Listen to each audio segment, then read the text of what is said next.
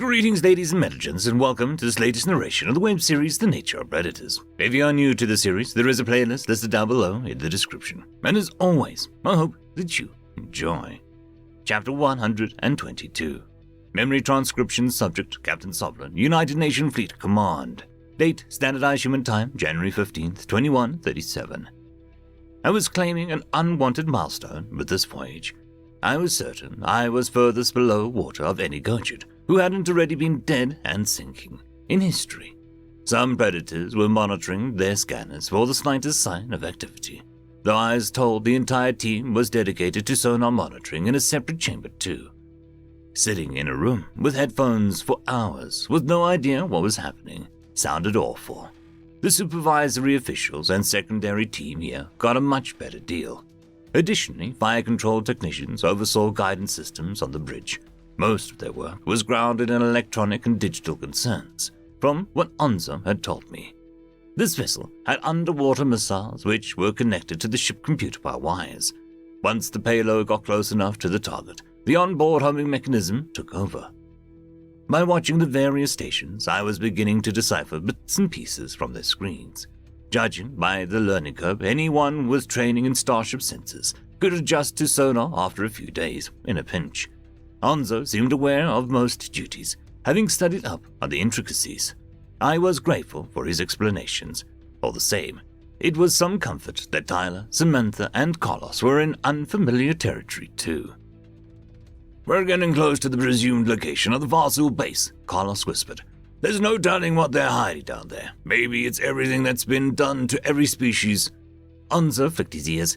"A proper database would help with bringing our culture back, exactly as it was. They're a historian species, so it is a good place to go digging. They have a weapon as great as any culture in tech, information, the baseline for every civilization that has ever lived. I wonder what they have on humanity. Perhaps one or two things that are true?" Sam snickered. Tyler pinched the bridge of his nose. "What made them so certain we died in nuclear Armageddon? How much did they hide about us?" "I don't know, but my ship's doctors wrote a paper in the ethics class about why it was morally just to execute you for your aggressions. They didn't teach anything good about you," I offered. Samantha beamed with mock excitement. "Wow, what a splendid ethics class and a rousing thesis by a good-hearted doctor. Meanwhile, our physicians swear an oath to do no harm. I'm glad that Prey are so much more well-versed on the right and wrong." Tyler struck a puzzled expression. "I took a ethics class in college before I dropped out of that crap hole to annoy my old man. Best decision of my life. The trolley problem is about if it's ethical to ever do harm, but for good, you know." "I don't. What's the trolley problem?" "There's a train going down a track towards 5 people. You can pull a lever so it only hits one dude on another path instead. Shoot you." "Why does anyone have to get run over by a train? Did Onzo make this garbage up?" The yodel flashed his teeth in a growling sound, pinning his ears back against his head. I didn't see why my question was objectionable. He was the one with an affinity for outdated trains, to the detriment of advancement. The marsupial made a point of lamenting railroad destruction when we first met. "No, feck off." Tyler rolled his blue eyes and raised his hands in exasperation. "Your ethics classes wanted to genocide our whole planet." Carlos, "And us predators talk about killing the least amount of people. Even I see the irony." "The Federation has no redeeming attributes," Sam hissed. "Guess we're going to get to see Baldy's real culture soon. Then we'll know if the rest of the galaxy used to have a brain." My spines bristled at the thought of uncovering the original Gojid culture. Well, I knew that the Federation committed similar atrocities as omnivores and predator races. It was still painful to think of our real history being flaunted in front of me. What if the Terrans could throw past atrocities in my face and hammer home the fact that a species' empathy wasn't a pervading factor against cruelty? I couldn't imagine how it felt for the predators to continually defend their past. If our past culture was depraved, I don't want it rebuilt or brought back. We could have been like Onzo's kind, killing our own people over food. The fact that I was worried about our discoveries meant that I'd accepted the ludicrous idea that the fossil had institutions beneath the waves. Perhaps I trusted the humans too much, but it was a rare occasion when they were off the mark. They'd been a reliable source of information, even if they weren't often forthcoming. I studied Captain Fournier as he presided over the bridge. His words on submarine capabilities left me shaken. Understanding why the predators behaved in such a laissez-faire attitude towards extinction was a moot point. Worrying for them was the emotion that I couldn't squash. I knew the 3 humans from my shuttle were all from different tribes on Earth. If we won this war and peace prevailed in the galaxy, what was to stop the Terran settlements from pointing doomsday weapons at each other again? Would Samantha and Tyler be trying to kill each other? There were certain crevices in humanity's history that were like a mirror, when the comparisons were spelled out in plain fashion. However, in this area, I wasn't worried about similarities being unearthed. There was an inherent difference in our species' aggressivity that was evident, given our contrasting sensibilities. It bothered me, knowing that the Terrans were not suited in long-term cooperation with each other. "Can your aggression ever truly stop?" I started to blurt. A sonar supervisor barked words in the commanding voice after receiving a broadband communique from her team.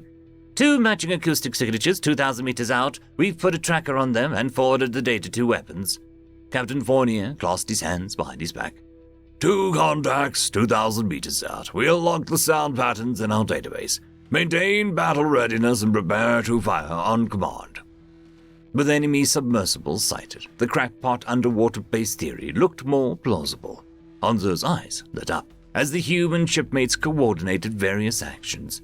I could see a security feed of the torpedo bay, where predators were prepared to physically load replacement weapons from racks.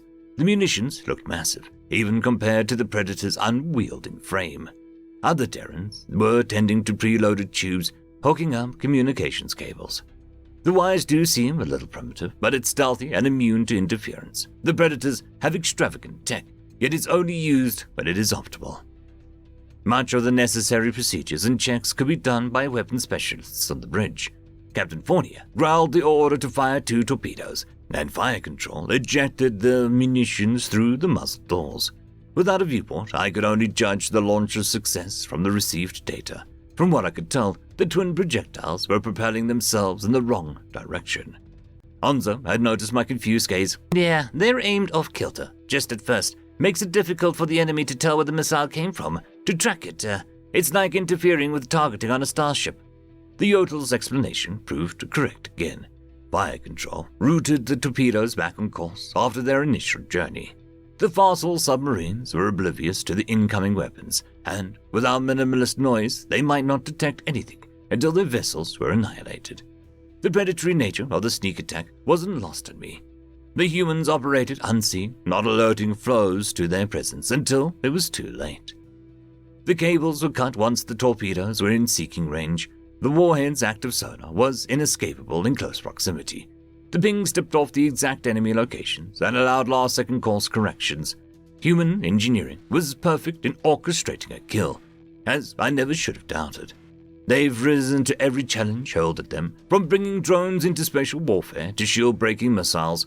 The ocean was an old, familiar hunting ground to them, so this was both natural and intuitive. Sonar screens lit up with bursts of noise, painting a story of metal cracking like a dropped fruit.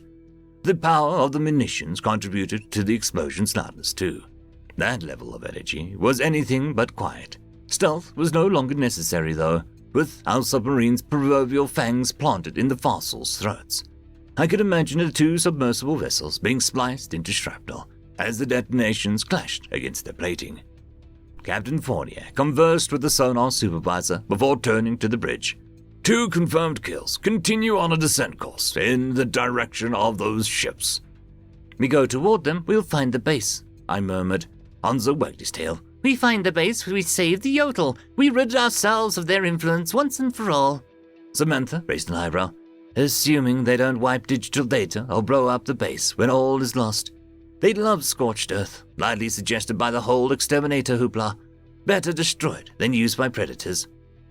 "You are irony poisoned," Carlos shook his head lightly. "We get to the archives and we find what we can, even if they do wipe the servers. Who says our techies can't recover it?" Our submarine descended ever deeper, pressing ahead towards the real fossil archives. Tulsik's moon was forming above us, and space fleets were clashing around the orbiting body. All the same, the real battle was a handful of stealth ships here. dishing out silent strikes. We remained vigilant for other enemies, knowing we were close to the base's suspected location. If they spotted us first, then they would have a chance to strike before we could. Is there any way to defend against an oncoming torpedo if the fossil have such weapons? It seems like you never sense them coming, and you can't look out a window. Captain Fournier pursed his lips. Sweep the area with an active sonar ping. We need to get a read on the terrain and hopefully the base's exact location. The sonar supervisor relayed the orders, and Onzo tensed up a little. The Yodel whispered to me that the active pings gave away our position by transmitting our own sound into the water. However, sailing into unknown territory could end with us crashing or missing the base altogether. We had to hold our breath and pray the fossil wouldn't pick us up. Their capabilities were unknown, but they must possess listening devices for deep water travel to be possible. Knowing that we were more than 1,000 meters below water, I didn't want to find out what would happen to us if the ship imploded. It was impressive that it wasn't crushed by the outside pressure already, come to think of it. At this depth, atmospheric pressure couldn't be suitable for land life forms. There was a fear I didn't need to dwell on. The acoustic energy illuminated the terrain from our sightless submarine, allowing the predators to map their surroundings. I listened to the bridge chatter as they scrambled to classify nearby points of interest. Echo sounding confirmed that we were close to the ocean bottom. It was level apart from a few elevation shifts. Deep-sea invertebrates sprouted skeletons on the sea floor wherever space was available. The most promising sign was a wide area of unusual signal absorption, which was believed to be the base. As nervous as I was about getting attacked well out of my son's eye, it seemed like we'd gotten away with the emitted ping. Perhaps it was foolish to assign human competence to the fossil. Why would they expect to see other vessels on the seafloor, armed with the predator's tech? How could a prey animal even think of using detection methods which hunted other ships down for making the slightest noise? The sonar supervisor stiffened. Torpedo in the water! Oh stars! At least the humans had picked up a telltale propulsion system from the torpedo, but that meant the fossil knew that we were here. Well, there were other UN submarines en route. None were flanking us or backing us up. The predators better have some insane defense tactics, or we would wind up in a million pieces. I didn't like the prospect of my lungs being crushed. Brace yourselves for inbound munitions, Captain Fournier growled into the microphone. Return fire towards the source. The fossil submarine was patrolling just shy of the archive's base and wasn't, to our knowledge, joined by any comrades. While taking immediate defensive steps, the Terrans dubiously focused on getting their own torpedo into the water. Skepticism marked itself on my face, but Onzo leapt to the Predator's defense. The Yodel claimed this counterstrike was to prevent the enemy from firing again. I could feel my heart crawl in my throat as our own projectile was spit back with haste. Our submarine reoriented itself in the opposite direction, away from the base, and fled at maximum speed. The incoming torpedo had engine speed, so it seemed futile to run away. I guessed that the munitions had limited fuel. Even so, its tank wouldn't run dry quick enough. We dove as close to the seafloor as we could risk, and the sharp descent almost made me tumble down to the bridge. The fossil's torpedo was gaining ground, threatening to sink us. Captain Fournier, just like his counterparts in the stars, was cool under pressure. He waited for the munitions to lock on us. The bearded leader shouted for a sonar decoy to be deployed. As the deceitful device jetted away, I squinted for clues on nearby screens. Per Onzo, it unleashed a cloak of bubbles and jamming frequencies, scrambling the missile's sonar-seeking systems. Did it work? I wrapped my claws around Carlos's arm with a bear tattoo, remembering not to cling to Samantha again. I hate water. I'll take death by vacuum any day. Carlos squeezed my paw awkwardly. I don't know if it worked. We always hope for the best, but no combat situation is guaranteed. Just breathe, buddy. Our submersible attempted to skirt the torpedo's search area, while it was hung up on the false targets our decoy provided.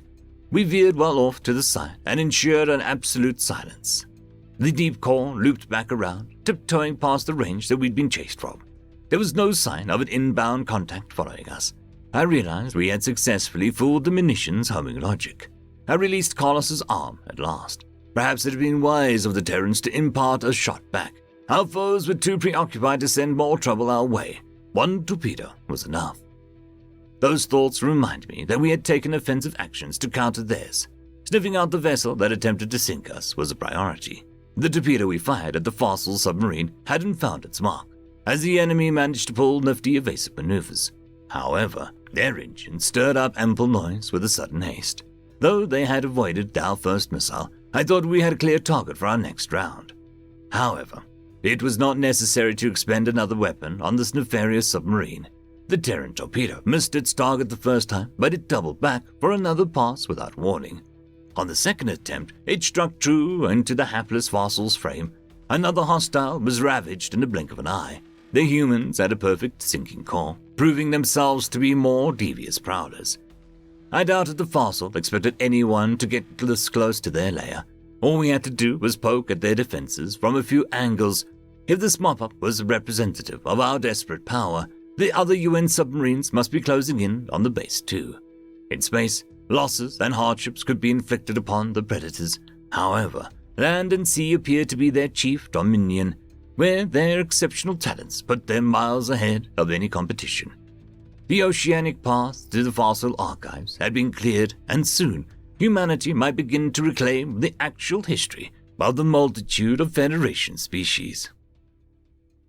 End of chapter. I would quickly like to thank our Tier 5 patrons, Dragzoon W.R.E, Quantum Wednesday, Ambrose Cattell, Lord Ashrikal, Bushmaster 177, Casper Arnholtz, Cam Maxwell, and Arcadian. Thank you very much.